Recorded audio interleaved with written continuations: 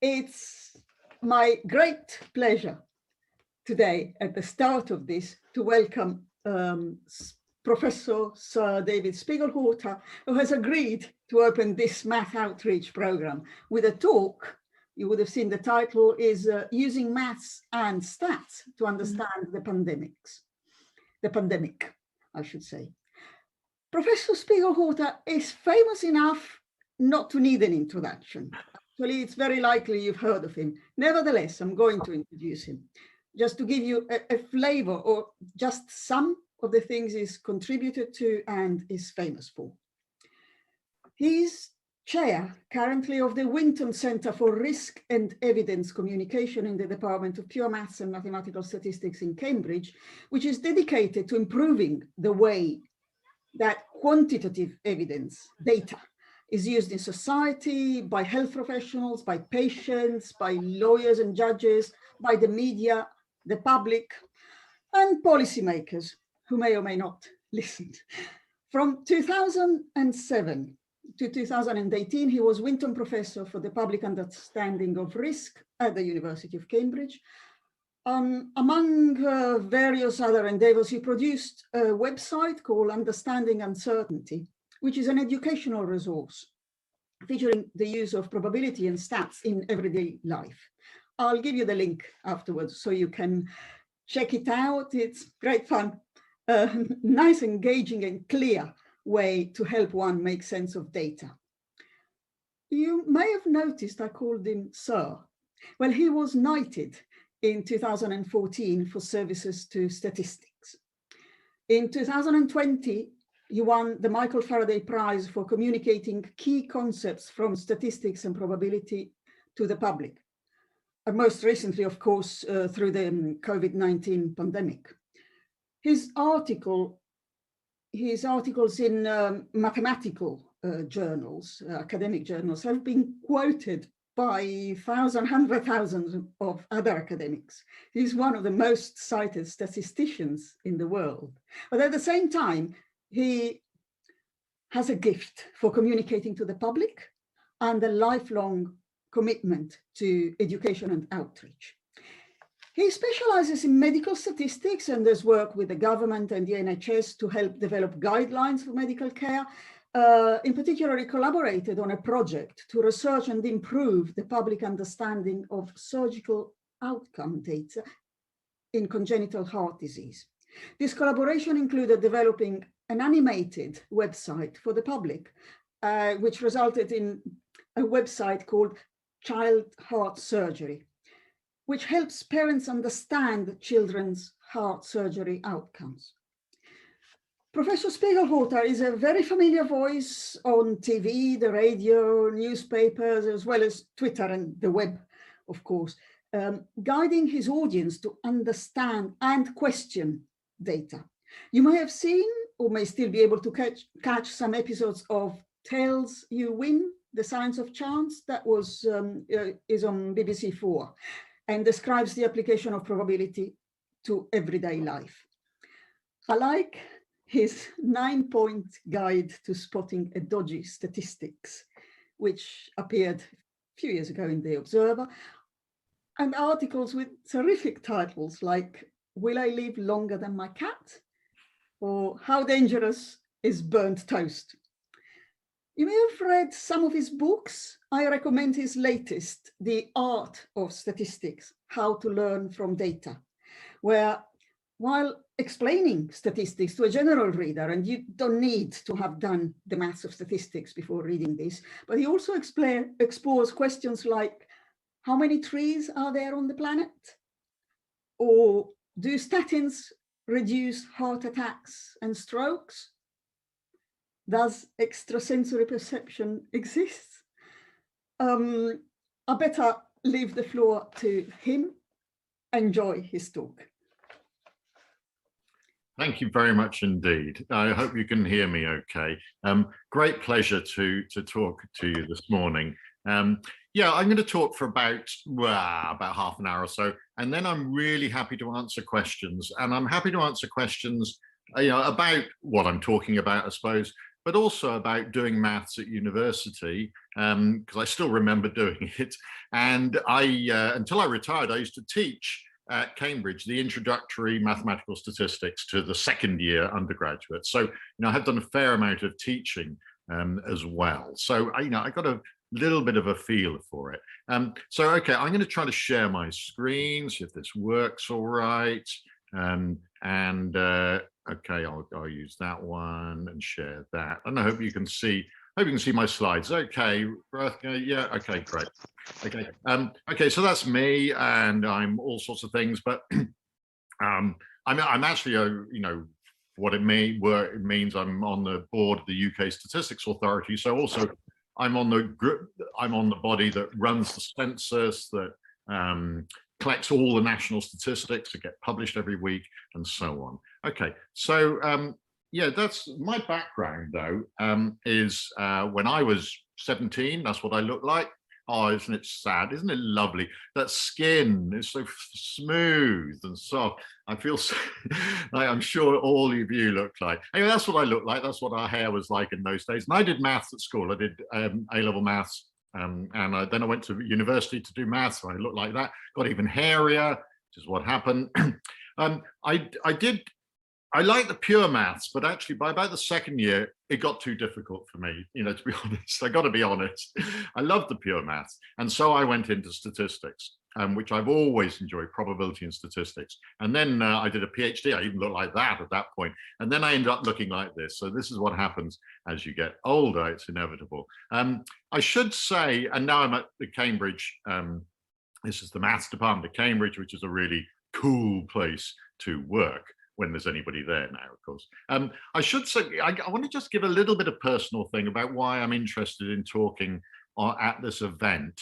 And that's because I've been really lucky in my life to have some engagement with the importance of education. Oh no, before I get to that, I've also done this. I forgot about that. Oh my goodness, that was me doing Wipeout. Anyone know, are you the right age to see Wipeout when you were younger? Anyway, if you're really good, you'll see how I could show you how a statistician tackles the Wipeout course in Argentina.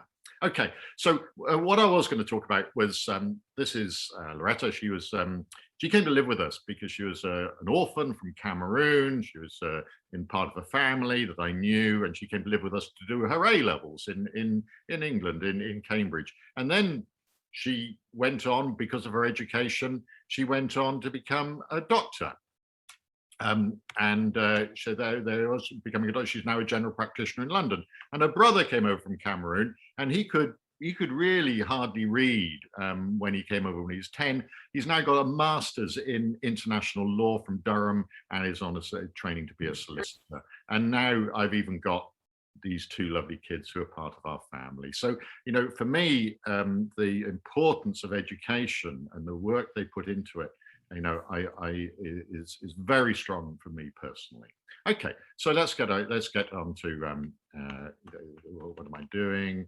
Can I get out of this? Oh yeah. Quick plug. Book. I've got a book coming out, COVID by Numbers, which hasn't come out yet, due out in September. And that's the other book I've got, After Statistics, which actually, also this was mentioned, and it's really not a bad read if you're interested in statistics. Going to university, it's supposed to be quite readable. Anyway, what I'd like to talk quite a lot about is dealing with the mathematics and statistics of during this COVID pandemic. I mean, we've seen so many numbers and everything, and I'm a statistician, and a constant demand to be in the media. I mean, this is, I think, quite unusual that mathematicians and statisticians have had such a high media presence, of being on the news all the time. So here I was on a couple of weeks ago, talking about COVID cases, about vaccination. And the point is, as you may realize, of course, better than I do, social media can be, quite a tricky business. And so you have to be ready for dealing with the comeback. So I go on Andrew Marr, and then I'm on Twitter. I really like Twitter. So I get Twitter messages like this: you've just put back people getting vaccinated by listening to that idiot, David Spiegelhalter, You never question his findings, which are completely wrong. So you have to get used to a certain amount of this challenge when you become more, got a higher public role as a statistician. So what I look at every day is the data that comes in. This is from yesterday. So this is what you'll see this morning. If you go onto the website, the main government dashboard, you'll see positive cases have been going right up and then suddenly come down. So a big argument now. Cases are coming down. What? Is it because this last burst, because the Euros pushed the cases up?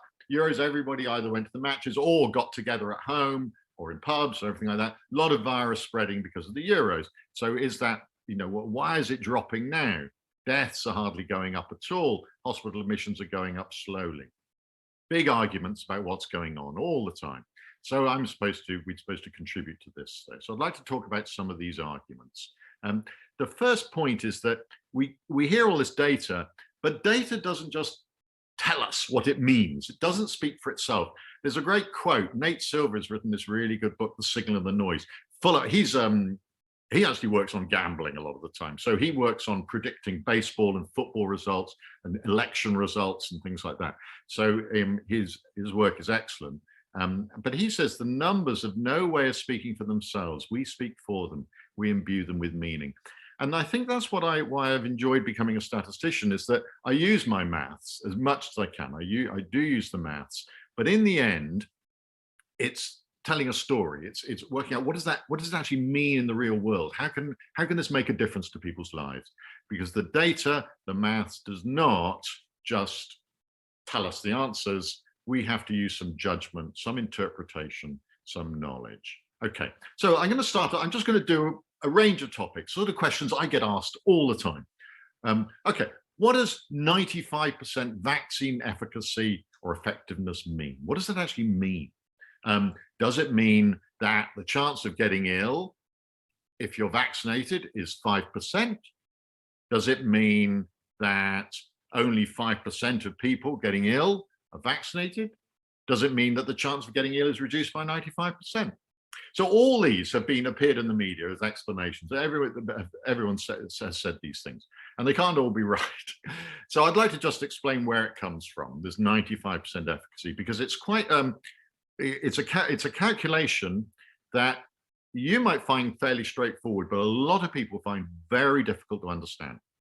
Okay, so it's best to go back to the original clinical trials done on the vaccines. And these clinical trials is where they give, in this case with the Pfizer vaccine, that you will get, because you're too young, you won't get the AstraZeneca one because of the risk of these blood clots. So the AstraZeneca vaccine is currently not being given to people under 40. So if you get vaccinated, which if you're offered it, I hope you do, you'll get the Pfizer vaccine probably. So when they were testing it, they gave it to 18,000 people, and they gave a dummy injection. They actually gave them an injection, but it had nothing in it. It had salt water in it, I think, saline solution, to 18,000 other people. They didn't know, and nobody knew which they had got. Had they got the real vaccine or not? So all these people got injections, but only half of them, it really had the compound in it, the vaccine in it. And then they follow them up for months and see who gets COVID. And in the Pfizer group, the group who got the vaccine, 8 of them got the disease. I mean, they got symptoms. They actually got a bit ill. But in the group that got the dummy injection, they got a real injection, but it didn't have anything in it. They got 162 of them got the vaccine. So that's incredible. And nobody knew which they'd had. So this was a genuine, we know that the vaccine caused that reduction. If the group who got the vaccine hadn't been vaccinated, we'd have expected about 160 to get the disease. So the proportion that got the disease, in terms of percentages, 0.04% in the Pfizer group got the disease, and 0.88% in the placebo group got the disease. So where does this 95% efficacy comes from? Well, it actually comes from the fact that 0.04% is a 95% relative reduction from the 0.88%. Now, where people get very confused is that we're using percentages in two different ways. Well, first of all, we're using percentages as percentage points sometimes. So, roughly nearly 1% of people who got injected got the placebo, and the placebo means a dummy injection, got the disease. And that's a percentage point. So in the first two columns, the percentage is a percentage point. But then we're talking about percentage reduction. And this is where everyone gets confused, that 95% is a percentage reduction. Mathematically, it's just 1 minus the proportion that got the disease in the Pfizer group divided by the proportion that got the disease in the placebo group. And I've done the sums in the final column. And that's where you get the 0.95 from.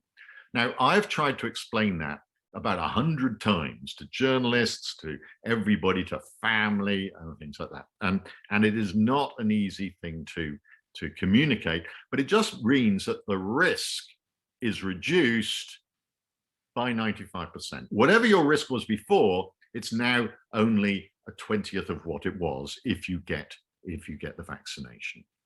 And for hospitalization, that's for getting the disease.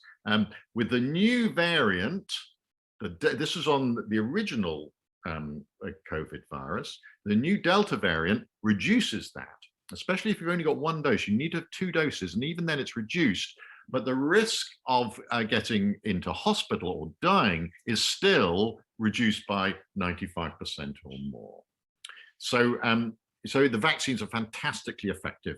And I don't usually tell people what to do, but frankly, I think you should get vaccinated if you get offered it.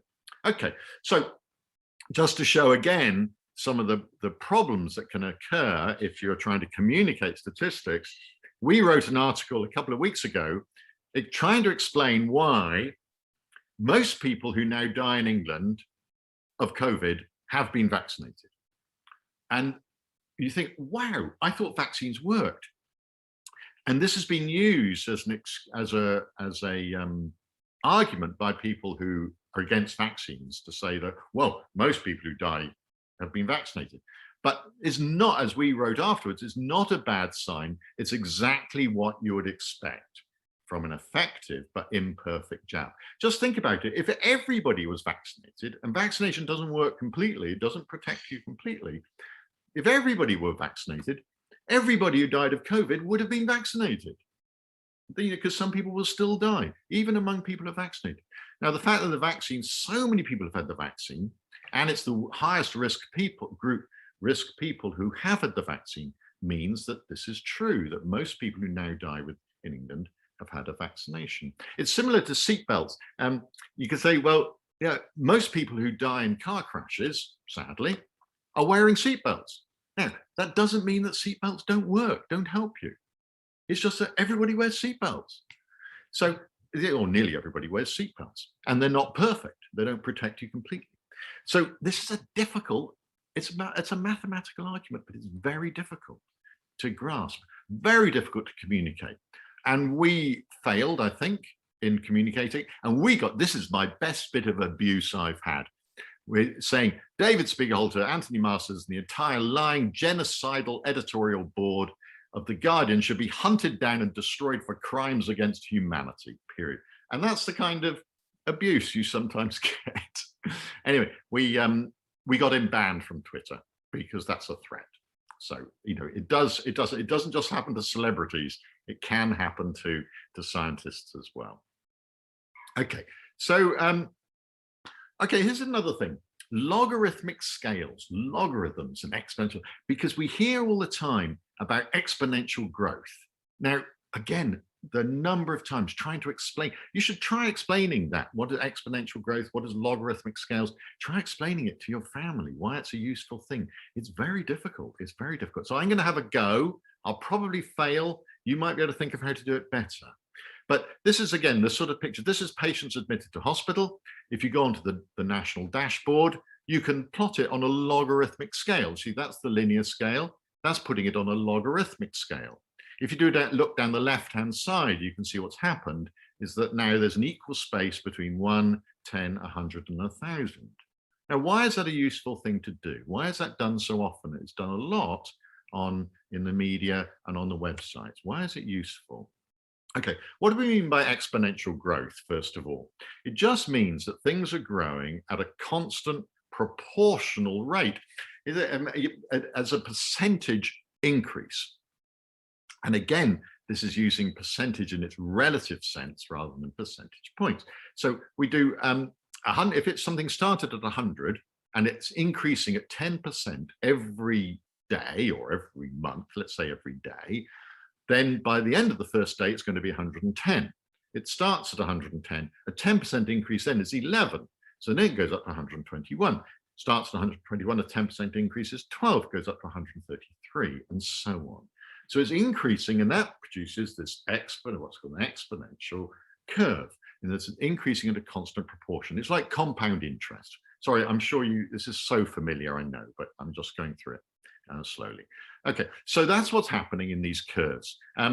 Why I think, one of the best ways, if you think of it mathematically, it just means that a function is going up as k times x to the power t. And if you take logarithms of that, you get log y is log k plus t log x. So what have we done then is turn this curve that's increasing as the power into, by taking logarithms, we turn it into a straight line in t, something that's linear in t, a straight line. And that's the issue, that with logarithmic scales, we've got an equal space between 1 and 10, 10 and 100, 100 and 1,000. If I take logarithms, it turns exponential growth into a straight line.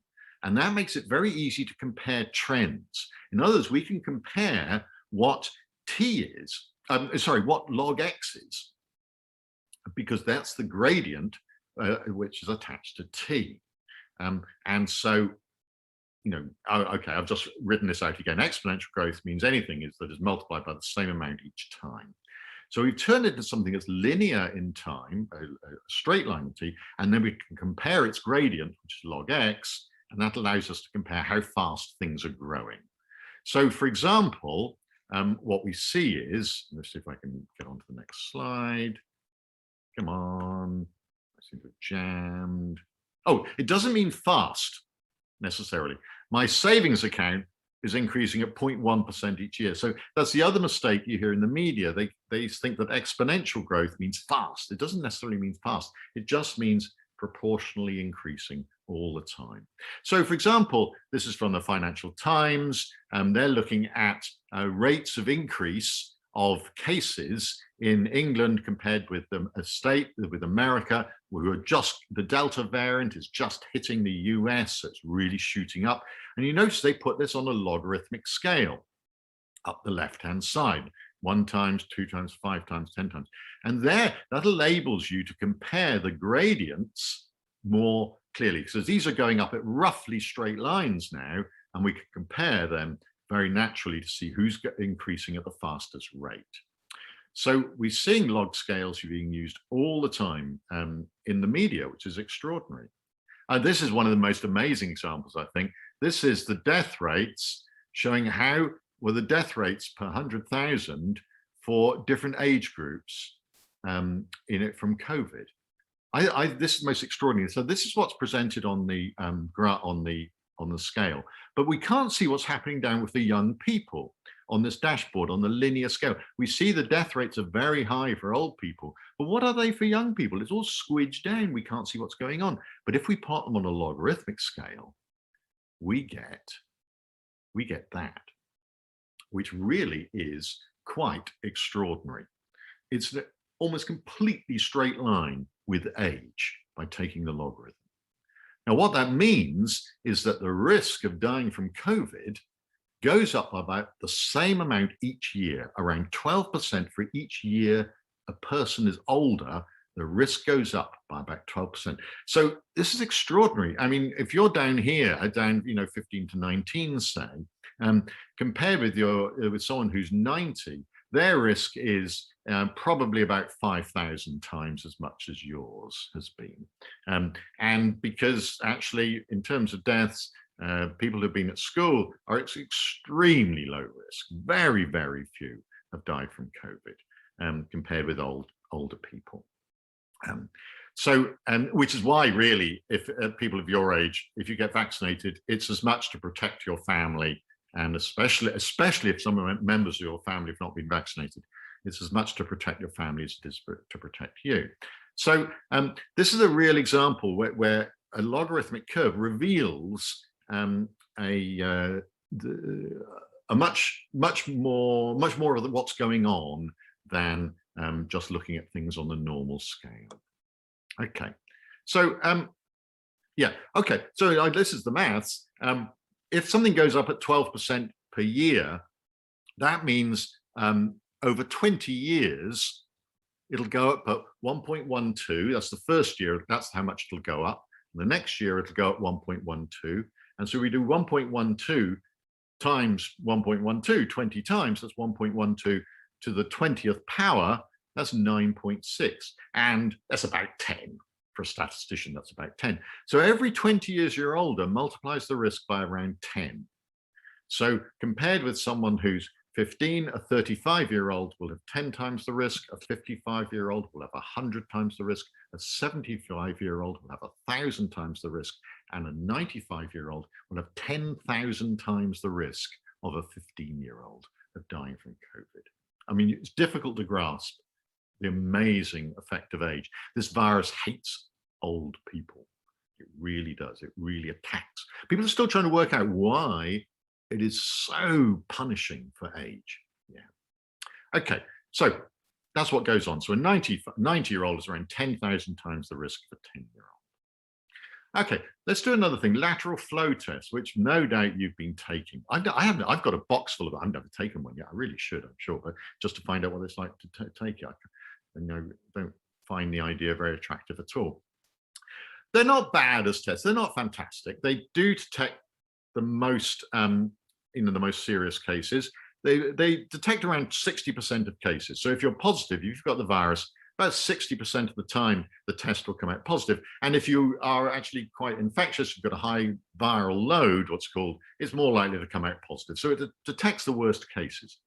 It very rarely comes out positive if you haven't got the virus, probably about 1 in 1,000 times. So, however, okay, now this is the thing that, again, I'm trying to explain the things that general public and the media find most difficult to understand. When the virus is rare and you test positive, there's a good chance you have not got the virus. What? But there's only, 1 in 1,000 times that someone without the virus will test positive. So how can that be? It is so unintuitive. It is so unintuitive. But we have to use probability to understand this. The way to do is think about what would happen in 1,000 tests. Okay, so I'm going to do this actually in an old-fashioned way. I'm going to stop sharing briefly, and I hope then you can actually see me. Can you see what I'm doing? I've got to see if I can see myself. Okay, I'm going to go back to good old probability trees. Yes, I love probability trees. I find probability quite difficult, to be honest, although I teach it, I've taught it. But the way I get around all of this is always to use probability trees. Okay, so we've got a probability tree. So what we've said is that, and what I'm going to do is look at a case of what we'd expect to happen when the virus is rare. So let's say the virus is only there, 0.3% have got the virus. And so 99.7% have not got the virus. Now, a probability tree, remember I said, if you have got the virus, there's a 60% chance it'll test positive. And so a 40% chance it'll test negative. Now, if you haven't got the virus, it's very good. It only tests positive 1 in 1,000 times, 0.1%. And it'll test negative 99.9% of the time. So there we've got a probability tree. And what I want to know is, if you test positive, what's the chance you've actually got the virus? Now, that's quite a difficult calculation. It's known as Bayes' theorem, which you may have done, but I can do it actually quite a lot more easily. I can do this not quite in my head. I'm not clever enough to do it in my head. I wish I could, but I'm not fast enough. So I have to use a piece of paper. And the way to do it is to use this, turn this probability tree into a frequency tree, an expected frequency tree, and ask, what does it mean if there were 1 million people here? If we test 1 million people, I've got to check my notes here because otherwise I'll get it wrong. Okay, so if we had 1 million people, 0.3% of 1 million, I think I get this right, is 3,000. Is that right? Yeah, that's right. So we've got 3,000 have got the virus, and that means that 997,000 have not got the virus. Okay, now out of those 3,000, the test is going to detect 60% of them, which is 1,800. I can't do sums in my head. What do you expect me to be able to do? So that's 1,800 there. Positive tests, and those are true positives. Those are real people with the virus. Okay, but out of this number, 0.1% will also test positive, and 0.1%, 1 in 1,000 of 997,000. Oh, I can do that one. That's 997, roughly 1,000. So what does it mean? There's about 1,000 there and about 1,800 there. So there's about 2,800 positive tests I'll get, but nearly 1,000 of them won't actually have the disease. So that's over a third of them won't have the disease. So a large proportion, not most, but the large proportion of the people testing positive will not have the disease. Now that is something that people find is not intuitive, because this test looks very accurate, and yet when the virus is rare, most people, no, not most, a lot of people who test positive won't have the disease. So if when the virus was really rare and you took a lateral flow test and it came out positive, there's a good chance you didn't have the disease. Okay, so that is, I'll go back to my screen and just show that working again. I'll show if I can make this work again. Yeah, there. Okay, so that's the situation. So that's drawn up the tree, the frequency tree, in a slightly more neater way. And that shows that that just repeats the sums, and it's actually 36%. So when the virus is very rare, and it was this rare earlier in the year, or before this third wave, back in about April, well, that was what it was like. Then 36% of people who were testing positive didn't have the disease, and that was the situation back in about April. So a lot of people. But this can be very confusing. The test is a false positive rate in 1 in 1,000, and yet 36% of positive tests are false. Now, try explaining that to your family, the media, anybody. It's very confusing. Now, the virus is more common now, so in fact, most positive tests are in fact true positives. So if you get a positive lateral flow test now, it's probably is true. So that's using probability and Bayes' theorem in a real life application, and has caused enormous confusion in the population. Okay, so I'm going to finish off now because I'd like to do some questions. So my conclusion is that during the pandemic, there's been a huge amount of careful mathematical modeling. It's been essential to understand what's going on. And in particular, statistics and data science have made a huge contribution to, I think, to our understanding of the pandemic. And of course, sorry, I'm doing a plug now. Whatever you do, and I really hope you stay on the mathematical path and do as much maths as possible. I think data science and statistics really is the coolest area to get into. So that's just I would say that, wouldn't I? So I'm just advertising that. Just a warning though, I have talked about engaging with the media, which I think is a really important part of the job, can be, but you've got to be careful, because I'll just say what I did. I've done my reveal too early. I was speaking on the radio before Christmas, and I said that when people were talking about precautions to take over Christmas, and they weren't going to allow singing and choirs and things like that, and I said maybe they should ban arguing over the Christmas dinner table, because everyone's shouting at each other in a small unventilated space is a really good way to transmit the virus. And that was a joke. But in the newspaper, within an hour, the newspaper had this headline: Christmas warning, families could be banned from arguing to prevent COVID spread, according to a leading British statistician. So that was me. So I thought, yes, that's the sort of headline it's good to get into the newspapers. This is people taking statistics seriously. So, and that's been my experience. So now I'm going to start. I wonder if I could try.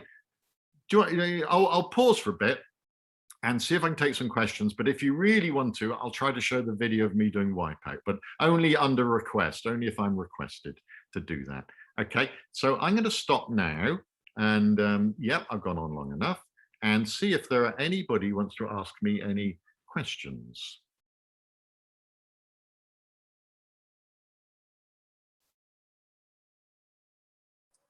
Sir. Oh, you can put questions in the chat, or you can ask me questions, or whatever. I don't mind. Hello, sir. Hi. Can you hear me? Yeah, I can hear you. Great. When did you decide to start studying the COVID pandemic? Oh yeah. Well, it was because none of us knew it was coming at all. And I've always done quite a lot of media things, going on to this program more or less and talking about statistics. But as soon as the pandemic started, in a way, it's not that I decided, it's just I got asked. Is that journalists, once you do some of this media stuff, your phone is always going with people asking you to comment on things and I don't know, go on television if you want, or go on the radio, and so it's sort of demand, and yeah, it's been challenging. As you say, you have to put up with a certain amount of abuse, but actually it's been a worthwhile thing to do. And I think just trying to improve, trying to help people understand what's going on, I guess that's what I'm trying to do. Yeah, often failing. Yeah. Any other questions?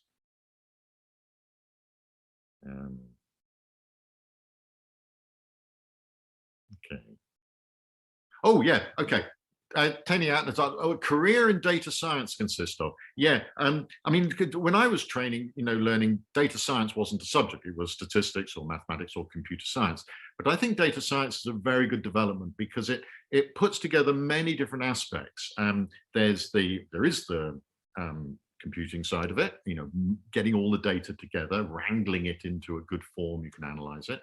And the use of sophisticated software, but also there's the use of statistical inferential tools, how to learn from the data. And that means starting to use probability theory, probability modeling, and all the things one learns in statistics as well. Statistical inference, the whole, confidence intervals, and p-values, and hypothesis testing and things like that are also really important.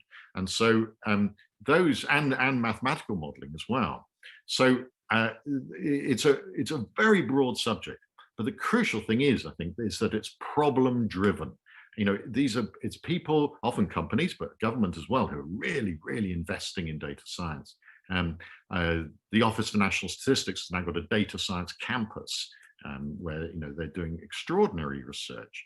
So it's a very broad. It can be a very broad career, which can take you in many different directions. Again, my advice is to do as much maths as possible before focusing on the data science. I'm pleased I carried on the mathematical route as far as I could until I just couldn't do it. It just got too difficult, and then moved into the statistics and data area. And I'm pleased.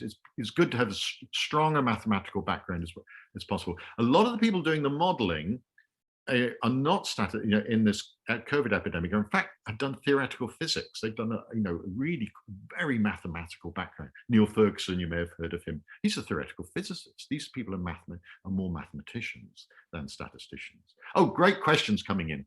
Oh, which module did you find most interesting to teach at Cambridge? Mary's asked. Well, I liked teaching the introductory statistics.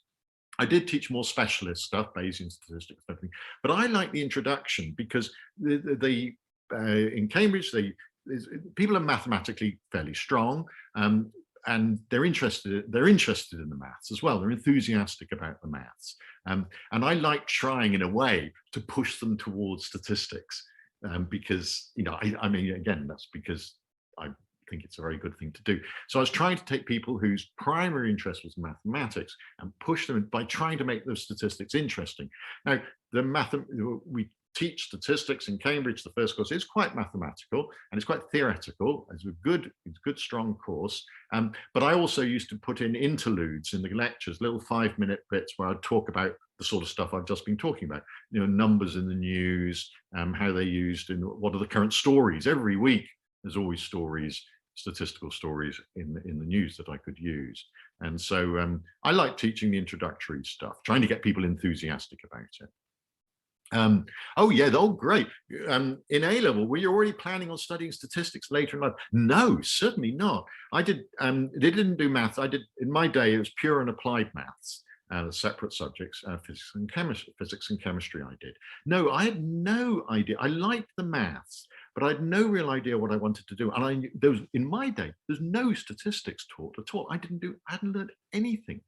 I don't even think we did probability. I don't think we did. So it was a real old-fashioned course, and I had no idea what I wanted to do, except I liked the maths and I was quite enthusiastic about it. And so I certainly didn't think about it. But it was when I realized that I could combine at university and later, because then I went on to do a master's in statistics after my maths degree. I did a master's in statistics, because I realized how much I enjoyed combining the mathematical side with the real life problems. I just like, I found that was motivating to myself, to be tackling things that other people were really interested in, that were very important. Oh man, oh great. Wow, no, these are so, what would I say to my 17, 18-year-old past self? Oh, yeah, I think follow your enthusiasms, I think, because I was enthusiastic about it. I followed the enthusiasms. I think I might have, my only regret, I've enjoyed my career and it's done me I've done very well out of it, both in terms of earning money, which is, nice, and being very fulfilling, very good, and I've enjoyed it a lot. And I like being on Twitter, for example. I like getting out there as well. So I enjoyed it. My regret, I think, is that I was so career-minded. I absolutely pushed. I did a master's and a PhD, then a postdoc study, and then blah blah blah. I was so single. I wish I had taken a bit of time out. I wish I had taken at least a year. I did go to America for a year to teach statistics, and that was great. University of California, cool. Berkeley, it was great, lovely, near San Francisco. So that was great. But I wish I'd done something a little bit more adventurous, a little bit more challenging. I wish at least to have gone to taught maths abroad to school kids or something like that. I wish I'd done something like that, because I have got a big interest in travel. I travel everywhere as much as I can. And I wish I'd done something that wasn't, I'm glad I've done this career, but I wish I'd had a bit of a break on the way. So that was only my only regret, I think. Oh, where can we buy your book? Oh, wow, cool. The COVID one hasn't come out yet, but the Art of Statistics, I have heard from students who are going to university that it can be useful, and thinking about data science, because it's not the technicalities. There's hardly any formulae in it, and the ones that are in there you would find easy anyway. So it's much more to do with, in a way, the philosophy, the ideas behind statistics, and what, for example, what is probability? What is it? It's a mathematical rules of probability, but what actually is it? I mean, nobody knows. We're all arguing about it. I could talk about that for ages, because it's nobody agrees what probability is. What is it? Is it chance? What's that? Does it exist at all? Or is everything predestined and we just don't know what's going to happen? Don't know. So, but it's very useful to, oh, Julian, thank you, Julian, for butting in. He highly recommends it. Yeah. So, how many years you spend in university? I did 3 years for my first degree, did maths, and then I did 1 year master's in statistics, and then we rushed through a PhD. So I did 2 years for a PhD. So it was 6 years altogether. Now, if you did do that, it probably takes 7 years over it. And again, I didn't have a gap. No, I should have had a gap. I don't know, between university and masters, but a lot of people now do take a gap between that. I should have had a gap. That was my regret. But actually, in terms of the courses, and now, of course, the courses are much broader about data science courses, about mathematics used in various areas. I mean, I haven't even talked about things like climate modeling and all these fantastic areas that now exist, which didn't in my day. What other books would you recommend for further reading? Oh, that's quite tricky. There's quite a lot of popular books on maths. Jordan Ellenberg's How Not to Be Wrong is quite good. It's a bit thick, but that's quite good. Nate Silver's is good. I mean, especially if you like baseball and sports betting. So I do have quite a bit of an interest in sports betting. My predecessor, the professor of statistics at Cambridge before me, left Cambridge in order to join a sports betting company just to work on horse racing and football betting. So, this is a big area for mathematics and statistics. Not that I recommend it at all, but it is it is a bit interesting. Now, okay, any more questions? Does anyone want to, do you want to see me attempting to do Wipeout? I want to get a feeling. I'm not going to do it if people want to. Yes, I got one yes. Okay, you're going to see it. One, but yes, yes, okay. Right, so people do know what I'm talking about. I'm going to have a go at sharing the sound and sharing the screen and sharing the sound. So let me see if I can make this work. It might not work, but otherwise I will. Okay, the point is, if you can remember, you were probably, when this was on originally, I did it in 2011, when, I don't know, it was 10 years ago, so you might have been 7 or 8 or something like that. And so you might have enjoyed it. I loved it. If you remember the Wipeout course, you go over it and 20 people start and there's a qualifying round. And I did the statistics. You could get all the times from Wikipedia. And these are the times people took in the qualifier. Median of 3 minutes, 10 seconds. You see this great big lump above 9 minutes. These are the people who ended up sort of just giving up and sobbing in the mud. And I thought, and I don't want to be one of those. But then I realized that, in fact, to get through the qualifiers, the top 12 who go through the qualifier into the next round. So the crucial thing was to be in the top 12.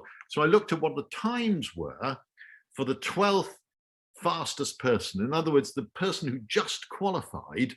These are the times of the series, and it really settles down to about 3 minutes. That the qualifying time, you had to really get below 3 minutes, and then you could be pretty sure that you would qualify. So that's what I did. I did the statistics before I joined, and I trained to do 3 minutes activity, no more. There's no point doing more than 3 minutes. So all I needed to do was to keep up the energy for 3 minutes. And I did serious training for this. I took it very seriously. Okay, The Total Wipeout course, it's beautiful. Look, down there. Is that 20 ordinary everyday Brits, including a railway engineer, a poker player and a penguin keeper I can see waving? This is Professor David Spiegelhalter, OBE, and he's a professor of risk. What this means is that if I'm going to qualify, I've just got to get below 3 minutes. Right, below 3 minutes is the key, and off goes the professor towards the nasty snowballs. Yes? Uh-oh! Yeah, I know what he did there. He followed the y-axis when he should have followed the x. On to Granny's house now, a risky destination. All right, Professor Spiegelhalter. Oh! Yeah, he could still be doing this in under 3 minutes. All he has to do is clear both logs. Ow! Big ow! The gentleman doth profess too much. Despite that risky performance, Professor David Spiegelhalter, OBE, climbs to the finish in 3 minutes 17, just shy of his target. Now, taking the lead, it's Suspicious Helen, followed by Saxy Fiona and Carolyn from Outer Space. In fourth, it's Ball Crossing No Meat Marina. In seventh, Rob Boy. And scraping it through to the next round are Professor David Spiegelhalter, OBE, Ali the Penguin King, and Guinea Pig Mel.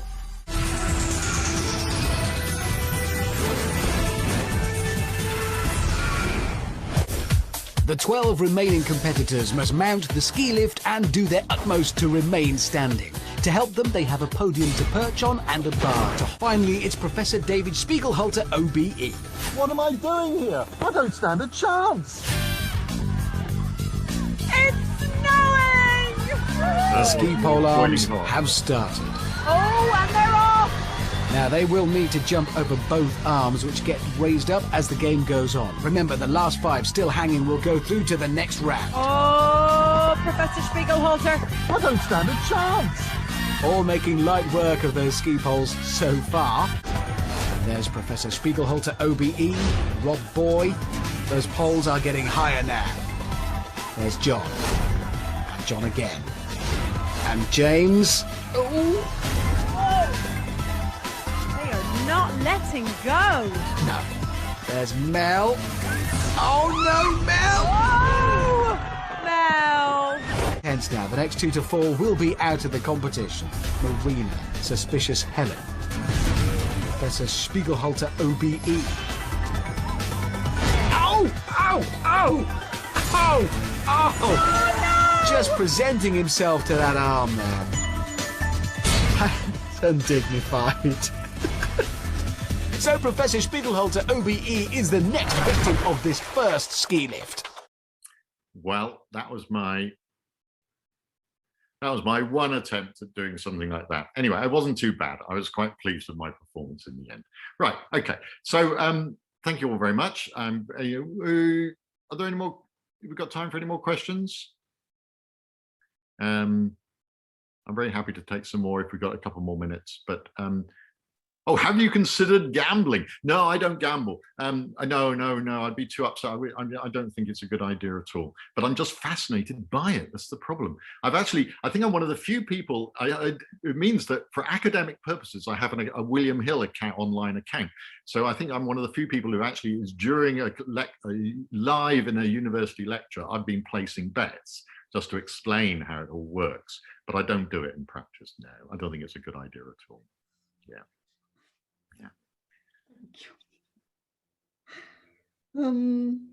Yes, I think as much as fascinating as it is, I'd like it to continue forever, especially to see more videos.